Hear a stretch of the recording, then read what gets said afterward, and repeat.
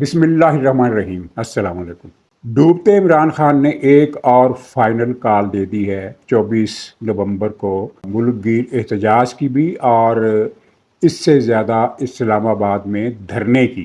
क्या ये कॉल कामयाब होगी और क्या ये वाकई फ़ाइनल कॉल है? क्योंकि इससे पहले मुझे तो गिनती भी याद नहीं रही कितनी फ़ाइनल कॉल्स ये दे चुका है और उनका हशर भी देख चुका है।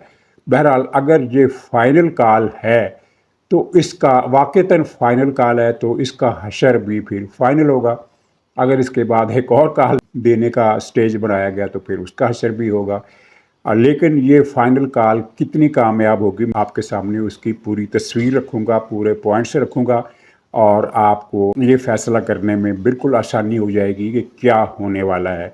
ये डूबता इमरान खान मैंने क्यों कहा, इसलिए कि अब इन्हीं दिनों में इसके ख़िलाफ़ एक दो मुकदमात के फ़ैसले आने वाले हैं और एक बड़ा एक्शन होने वाला है जो किसी भी दिन ये ख़बर आ सकती है कि खान का मुकदमा फ़ौजी अदालत में चला गया, वो जो 9 मई वाला है। तो उससे बचने के लिए उसने ये फ़ाइनल कॉल दी है और अब पॉइंट्स बेतरतीब, यानी मैंने पॉइंट्स की तरतीब नहीं लगाई कि सबसे अहम पॉइंट जो है वो मैं शुरू में दे दूं और दूसरे नंबर का दूसरे नंबर पर। जिस तरतीब से मेरे जहन में वो पॉइंट्स आ रहे हैं वो मैं आपकी खिदमत में रखता हूँ। पहली बात तो ये है कि पार्टी के जो अरकान असम्बली हैं, चाहे वो सेनेटर हैं, चाहे वो कौमी असम्बली के अरकान हैं, चाहे वो सूबाई असम्बलियों के अरकान हैं, उनकी भारी अक्सरियत ने इनडायरेक्ट या डायरेक्ट तो नहीं, ज़्यादातर इनडायरेक्ट ही उन्होंने अपना मैसेज कन्वे कर दिया है कि हम इस एहतजाज का हिस्सा बवजूह नहीं बन सकते।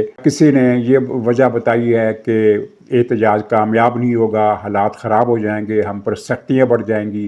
किसी ने कहा मुझ पर दबाव बहुत है और किसी ने जवाब ही नहीं दिया। और इस तरह इनके अपने अरकान पार्लियामेंट की भारी अक्सरियत पुख्तूनख्वा सूबे को छोड़कर अब बाकी जो पंजाब से हैं ख़ास तौर पर, वो एक किस्म की उन्होंने मुखालफत कर दी है, ये बगावत कर दी है। अब ज़ाहिर है हर जगह पर एहतजाज के लिए इनको लीडर चाहिए, तो वो लीडर कहाँ से आएंगे?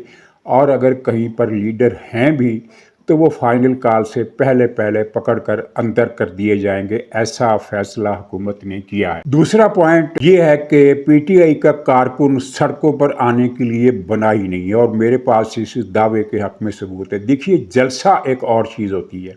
पार्टी जलसे में मरकज़ी लीडर के जलसे में कितने लोगों को लाती है और एहतजाजी जुलूसों में कितने लोग लाती है, इसमें थोड़ा सा फ़र्क तो हर पार्टी के पास होता है। मिसाल के तौर पर मौलाना फजल रहमान जब भी कहीं भी जलसा करना चाहें तो 30-40 हज़ार लोग उनके लिए निकालना मुश्किल नहीं है। उनके जलसे में 25,000, 30,000, 40,000 लोग आ ही जाते हैं। लेकिन अगर मौलाना फजल रहमान खुद सामने ना आएँ और पार्टी को जुलूस निकालने की हिदायत करें तो 50,000, 40,000 लोग तो ज़ाहिर है कि नहीं आएंगे, लेकिन 8, 10, 15,000 लोग फिर भी आ जाएंगे। यही हाल जमात इस्लामी का है, वो भी बहुत स्टेट पावर रखती है और उसके अगर मरकज़ी जलसे में अगर 30,000 लोग आते हैं तो जुलूस में और एजिटेशन में 30,000 तो नहीं आएंगे, लेकिन 10-15,000 फिर भी निकल आएंगे। और यही हाल पीपल्स पार्टी का है। जरदारी और बिलावल के जलसे में अगर 30,000, 20,000 आदमी आते हैं और उनकी गैर मौजूदगी में अगर वो कोई प्रोग्राम करती है मरकज़ी सतह का, अहम सतह का, बुनियादी और क्रिटिकल किस्म का कोई एहतजाज करती है तो 20,000, 25,000, 30,000 लोग तो नहीं आएंगे, लेकिन 7, 8, 10,000 लोग ज़रूर आ जाएंगे। लेकिन पीटीआई वाहिद पार्टी है पाकिस्तान की कि इमरान खान अगर जलसे से खिताब करे तो वो 20-25 हज़ार का जलसा ज़रूर कर लेती है, लेकिन अगर इमरान खान नहीं है तो ये पाकिस्तान के किसी भी शहर में चंद 100 से ज़्यादा लोग इकट्ठे नहीं कर सकती और इसका मुजाहरा हमने हमेशा देखा है। लेकिन ख़ास बात जो है वो 9 मई की है। मैं इससे पहले भी कई मरतबा 9 मई का जो मामला है वो बयान कर चुका हूँ। वो मामला कुछ यूँ है कि पार्टी की हार्ड कोर क़यादत को और जो बहुत ही करीबी हल्के के वर्कर्स हैं उनको ये इत्तला दे दी गई थी और मुल्की इंटेलिजेंस इदारे अगले दिन तक बेखबर रहे थे कि क्या हदायत दी गई। ये इमरान खान की उस वक्त की कामयाबी थी, क्योंकि उस वक्त इंटेलिजेंस का जो असल सिस्टम है जनरल फैज़ की निगरानी में वो इमरान खान का साथ दे रहा था। तो तमाम वर्कर्स को इतला कॉन्फिडेंशियली दे दी गई थी کہ بھائی عمران خان جس دن گرفتار ہوگا اسی دن آپ نے مظاہرہ کرنا ہے، بندوبست پورا تیار ہے اور آپ کو کوئی نہیں روکا جائے گا، آپ کے ساتھ مشینری تعاون کرے گی اور سورج غروب ہونے سے پہلے پہلے ملک میں آپ کی حکومت قائم ہو چکی ہوگی۔ یہ گارنٹیاں دے دی گئی تھی اور ان گارنٹیوں کی بنیاد فوج کے اندر کچھ عناصر تھے جن کے بارے میں اس وقت میڈیا کے اندر کسی کو معلوم نہیں تھا، بعد میں بھی معلوم نہیں ہو سکا۔ یہ تو اطلاع بہت بعد میں لیک ہوئی، کئی ہفتوں کے بعد یہ اطلاعات لیک ہونا شروع ہو گئیں کہ کون کون سے جنرل، کون کون سے بریگیڈیئر، کون کون سے میجر اور کون کون سے دوسرے عہدیدار اس سازش میں ملوث تھے۔ اس سازش کا علم پی ٹی آئی کے ورکروں کو تھا اور ورکروں کو اشاروں کرایوں میں بات بتا دیا گیا تھا کہ بات ہو گئی اوپر، ہر چیز ڈن ہو چکی ہے، ہر چیز طے ہو چکی ہے، ہم نے صرف آج حملے کرنے ہیں، بس شام سے پہلے پہلے نتیجہ نکل آئے گا۔ اتنی پکی یقین دہانی کے باوجود پاکستان انہوں نے کوئی درجنوں مقامات پر فوجی تنصیبات پر حملے کیے، کوئی 52 مقامات تھے یا اس سے آگے پیچھے کچھ تھوڑی کم زیادہ تعداد تھی، 52 مقامات پر مظاہرے کیے ملک بھر کے اور حملے کیے، اور اکثر جگہوں پر جو کارکنوں کی تعداد تھی وہ 50 60 سے لے کر 70 80 تک، اور بعض پر 200 250 300 تک، اور مزید کم شہروں میں یعنی لاہور اور پشاور میں، لاہور میں 400 اور 500 کے درمیان اور پشاور میں 2000 کے درمیان مظاہرین نے شرکت کی اور باہر آئے۔ اس سے زیادہ لوگ باہر نہیں آ سکے، جبکہ ان کو تسلی تھی کہ آج شام انقلاب آ جانا ہے۔ اس کے باوجود لاہور جیسے شہر سے یہ 400 اور 500 سے زیادہ لوگوں کو نہیں نکال سکے۔ 9 مئی کے واقعات کی ویڈیو کلپ اب تو بہت زیادہ تعداد میں انٹرنیٹ پر، یوٹیوب پر موجود ہے، آپ ان کو سرچ کیجئے اور ہر شہر کا جلوس آپ دیکھ سکتے ہیں کہ سرگودا میں کتنے لوگ تھے، فیصل آباد میں کتنے لوگ تھے، راولپنڈی میں جی ایچ کے پر حملہ کرنے والے لوگ کتنے تھے، 200 سے زیادہ نہیں تھے۔ لاہور میں جو دوسرا بڑا جلوس تھا وہ لاہور کا تھا، اور جہاں 400 اور 500 کے درمیان جلوس تھا جو لبرٹی سے چلا اور کور کمانڈر ہاؤس تک پہنچا، اور پشاور میں ہاں جلوس کی تعداد زیادہ تھی لیکن 2000 سے زیادہ وہ بھی نہیں تھے۔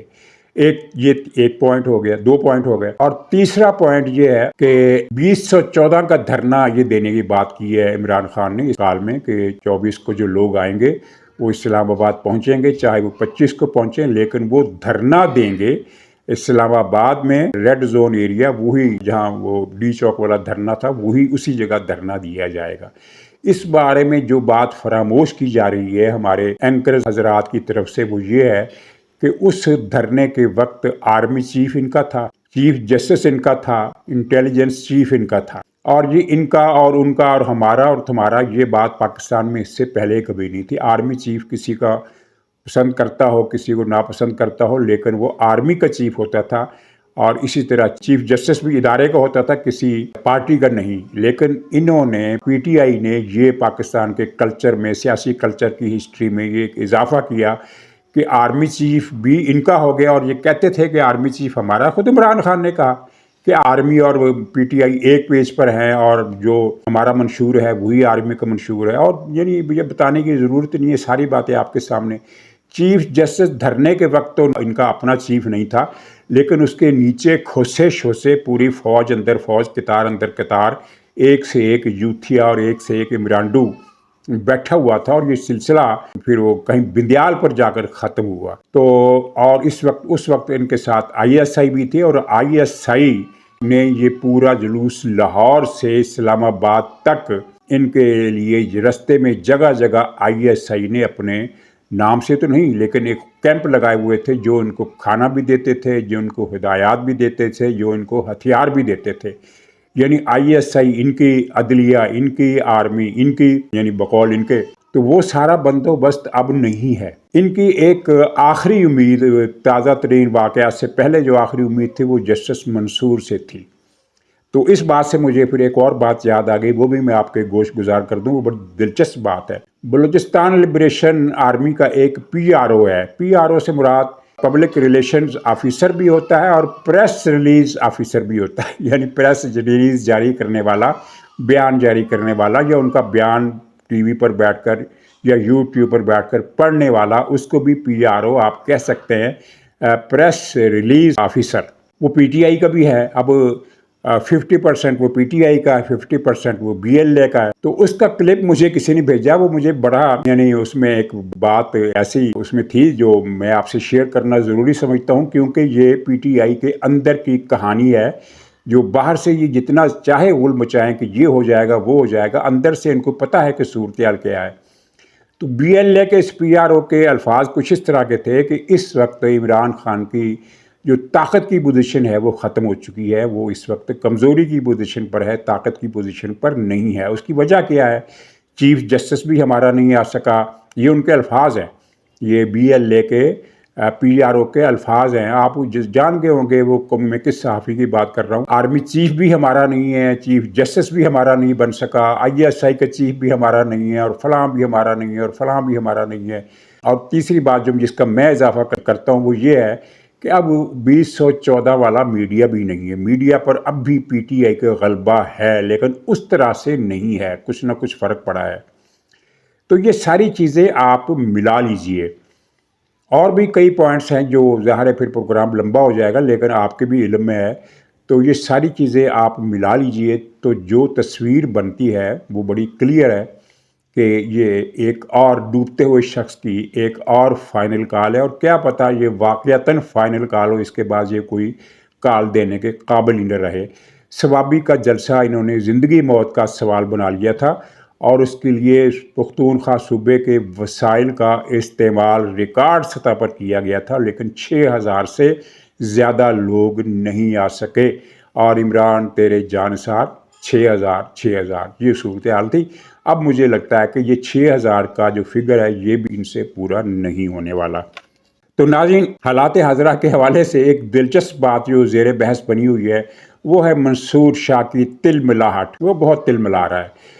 वो एक लतीफ़ा छोटा सा मैं बता दूं, आपने भी सुना होगा पहले भी कि एक चौधरी को शादी का दावतनामा आया, तो उसने अपने मिरासी को, यानी घरेलू मिरासी को कहा कि चल भाई कल शादी की दावत है तो अच्छे कपड़े पहन कर आना, कल चलेंगे इकट्ठे। तो ठीक है, अगले दिन मिरासी आ गया नए कपड़े पहनकर, और इत्तेफाक ऐसा कि उसने जो तहमद पहना उसे कहीं से तोहफे में मिला या खुद खरीदा, उसका डिज़ाइन चौधरी को बहुत पसंद आ गया। चौधरी ने कहा कि बात सुनो, ये मेरा तहमद तुम पहन लो और तुम्हारा मैं पहन लेता हूँ, मुझे तुम्हारा तहमद पसंद आ गया। मिरासी ने दे दिया, लेकिन दिल में उससे गुस्सा बहुत था कि ये इसने चौधरी ने किया कि ये इतना खूबसूरत डिज़ाइन वाला अगर तहमद मुझे कहीं से मिल गया है तो वो भी इसने छीन लिया। दिल में गुस्सा बहुत था। 4-5 गांव के बाद जो छठा गांव आना था, तो वहाँ जाकर उस शादी की दावत थी। तो ये चले दोनों घोड़े पर सवार होकर, और रास्ते में जो भी गांव आता वहाँ ये क्याम करते, गांव वाले रोक लेते, मुसाफिर हैं, कोई लस्सी पिलाता, कोई पानी शरबत, जो भी वो होता है देहात में तरीका मेहमानदारी का। तो फिर वो पूछते कि भाई तुम कौन हो, कहाँ से आए हो, कहाँ जा रहे हो। तो ये मिरासी फिर चौधरी साहब का तारफ़ कराता कि जी ये फ़लाने पिंड के चौधरी हैं, इनकी इतनी ज़मीन है, इनकी इतनी बड़ी हवेली है, इतने मुलाजम हैं, इतने घोड़े भी इनके पास हैं, फ़लाँ है फ़लाँ है फ़लाँ है, इनके पास ये चीज़ भी है, उनके पास वो चीज़ भी है, और ये जो धोती है ये अलबत्ता मेरी है। तो वो गाँव वाले हंस पड़े। चौधरी को बड़ा गुस्सा आया।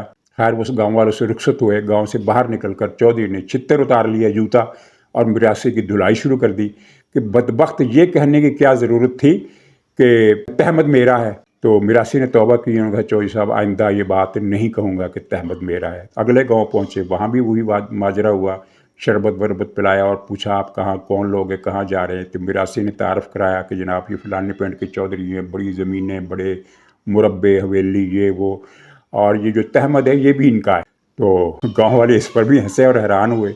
गांव से बाहर निकले तो चौधरी ने फिर छित्र उतार लिया। मिरासी ने एहतजाज किया कि जनाब आपने कहा था कि तहमद मेरा है, नहीं कहना। तो मैंने कब कहा कि तहमद मेरा? मैंने तो कहा कि तहमद भी आपका है। कहने लगा चौधरी कि बदबख्त, ये तुमने तहमद का जिक्र ही नहीं करना, तेरा मेरा की बात छोड़, तुमने तहमद का जिक्र ही नहीं करना। तो चलो ठीक है। तीसरे गांव पहुंचे, वहाँ भी वही माजरा हुआ। तारफ़ इसने कराया मिरासी ने, चौधरी साहब हैं जी, बड़े मुरब्बे, बड़ी ज़मीनें, बड़े नौकर, बड़े घोड़े, और ये जो तहमद इन्होंने पहना हुआ है इसकी बात ही नहीं करनी। वही बात होगी। तो मंसूर अली शाह का हाल बिल्कुल उस मिरासी की तरह हो गया है। इसने जो ख्वाब देखा था मैं चीफ जस्टिस बनूंगा और फिर पता नहीं मैं क्या इनकलाब बर्पा कर दूंगा, इमरान खान को वज़ारत उज़्मा की कुर्सी पर बिठा दूंगा, जो ख्वाब है آپ سب جانتے ہیں، وہ پورا نہیں ہو سکا، تو اب اس کی تلملاہٹ نہیں جا رہی۔ کیس کوئی ہو، ٹیسٹ کا کیس ہو، ذمہ داری کا کیس ہو، کوئی جس کا کوئی تعلق ہی نہیں ہے، تو یہ ہم چھیڑ دیتا ہے۔ ہم تو غیر آئینی بینچ ہیں، وہ آئینی بینچ ہے، ہم غیر آئینی بینچ ہیں، غیر آئینی بینچ، آئینی بینچ، آئینی بینچ یہ ہے، غیر آئینی بینچ وہ ہے، یعنی اب کچھ کر نہیں سکتا۔ تو وہ تہمت کا ذکر لے بیٹھا ہے، کسی میں کہتا ہے کہ تہمت میرا ہے، کسی میں کہتا ہے کوئی تہمت نہیں، تہمت میرا نہیں ہے، ان کا ہے، اور پھر کسی میں کہتا ہے کہ تہمت کی بات ہی نہیں کرنی۔ تو بھائی اب تل ملانے سے کیا فائدہ؟ تم نے ایک گندی سازش رچی اور گندی گیم کی، جس کو ہم کہتے ہیں منافقت۔ وہ کیسے؟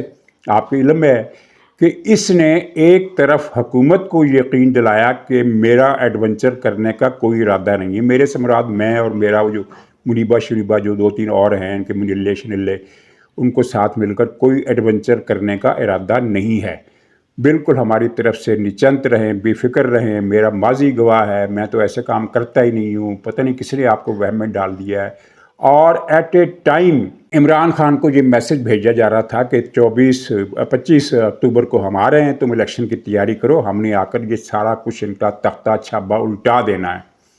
یعنی عمران خان کو یہ میسج دیا جا رہا تھا، اور ظاہر وہ پکڑائی میں آ گیا۔ جس واٹس ایپ پر بھیجا وہ بھی پکڑائی میں آ گیا، جس سے فون پر بات کی وہ بھی پکڑائی میں آ گیا، جس سے بالمشافہ دو بدو بات کی وہ بھی پکڑائی میں آ گیا۔ تو اب وہ منافقت کا اور سازش کا بھگتان تو اسے بھگتنا پڑے گا، کچھ یہ بھگت چکا ہے، کچھ آئندہ بھگتے گا، تو تل ملانے سے کوئی فائدہ نہیں ہے۔ تو ناظرین اجازت دیجیے، انشاءاللہ تعالیٰ اگلے پروگرام میں پی ٹی آئی کے سوشل میڈیا کے اس پھولے ہوئے غبارے کی ایک ایسی حقیقت بیان کروں گا جس سے آپ یا کوئی بھی شخص اختلاف نہیں کر سکتا۔